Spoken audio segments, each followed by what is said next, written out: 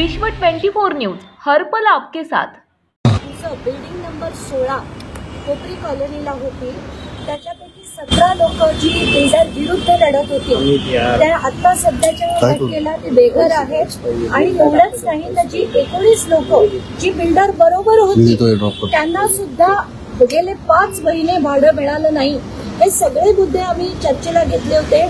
एवढंच नाही तर नॉर्म्स प्रमाणे अशा ज्या C1 कॅटेगरीच्या जर असतील तर, कारण खरं तर जसं मी म्हटलं की बिल्डरच्या बिल्डिंगला बोट लावतो आणि जे त्याला बिल्डिंग रिडेव्हलप करावं असं वाटतं तर ठाणे म्युनिसिपल कॉर्पोरेशन त्यांना मदत करून त्याला C1 डिक्लेअर करतं असा माझा थेट आरोप आहे। आणि तसंच बिल्डिंग नंबर 14 आणि 15 या बिल्डरनी डेव्हलप केल्यानंतर बिल्डिंग नंबर 16ला त्यांनी हात लावल्याबरोबर त्याला C1 डिक्लेअर केलं गेलं। आता मी 2023चा अहवाल देखील TMC कमिशनरना दाखवला, त्याच्यात हे बिल्डिंग C2B कॅटेगरीमध्ये होतं। पण तसं न करता ही जी सातत्याने त्या बिल्डर्सना मदत होतीये तसं करण्यात येऊ नये।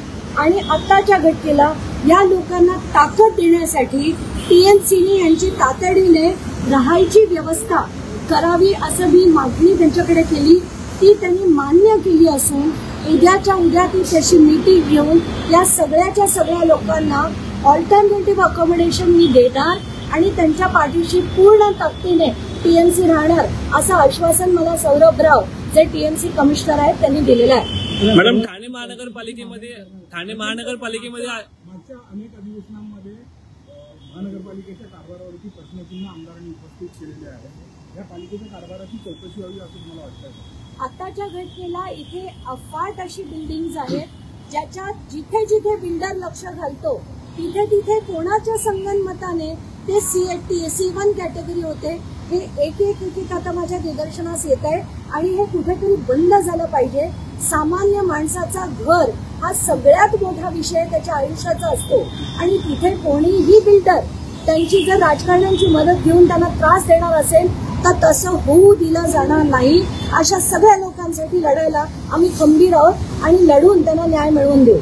काही ठिकाणी CC ताबडतोब मिळतात आणि काही ठिकाणी भर लोक खाली करावं, काही अजून इमारतीचे अशा केलेले त्यांना काहीच ऑर्डर दिली। आताच्याच घटनेला मी त्यांना बिल्डिंग नंबर 14 आणि 15 जी रिडेव्हलप झाले आणि जे याच बिल्डरनी रिडेव्हलप केले त्याची देखील माहिती दिली की ग्राउंड पासून 7 पर्यंतच OC आहे, तरी त्याच्या वर अनेक मजले बांधले गेले आणि पुन्हा जसं डोंबिवलीत झालं तसं बिल्डिंगची कोर्टाने ऑर्डर दिली तर सामान्य जी जनता आहे जे कष्टाने पैसे कमवून असं आपलं घराचं जे स्वप्न असतं ते जेव्हा पूर्ण होताना ते बघत असतात, त्यानंतर ज्या या ऑर्डर्स येतात त्यांनी त्यांचं घर डिमॉलिश होतं।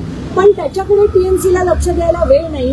पण ज्या ज्या बिल्डिंगला बिल्डर बोट लावतो ती बिल्डिंग C1 डिक्लेअर करण्यासाठी घाईघाईने प्रयत्न केले जातात।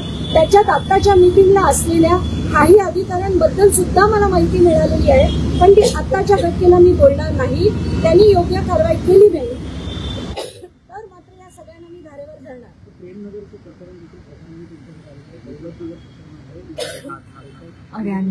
माझ्याकडे आता अनेक अशी प्रकरणं आली आहेत, त्याच्यापैकी 2 प्रकरणांमध्ये त्या बिल्डरनी मान्य केले आणि ते त्यांना तसा न्याय मिळवून द्यायला तयार आहेत। आता कोपरीमध्ये सुद्धा आम्ही TMC कमिशनरना सांगितलंय, जर न्याय बिल्डर करत असेल, योग्य पद्धतीने त्यांना वागवत असेल, योग्य जे त्यांचा मोबदला आहे तो त्यांना देत असेल तर हे सगळे मान्य करायला आधीपासूनच तयार होते। पण काय होतं, या राजकारण्यांना हाताशी धरून सामान्य माणसाला चिरडून जे केलं जाते ना ते थांबवलं पाहिजे आणि त्यासाठी केलं। उपमुख्यमंत्री यांची भेट घेणार आहेत का तुम्ही? नाही, आताच्या घटनेला तशी गरज वाटत नाही। जर TMCच्या ज्या कमिशनर ज्यांनी आज मला जे आश्वासन दिलं ते याच्या पुढे जर त्यांनी अंमलात आणलं नाही तर उपमुख्यमंत्र्यांची जरूर भेट घेईल।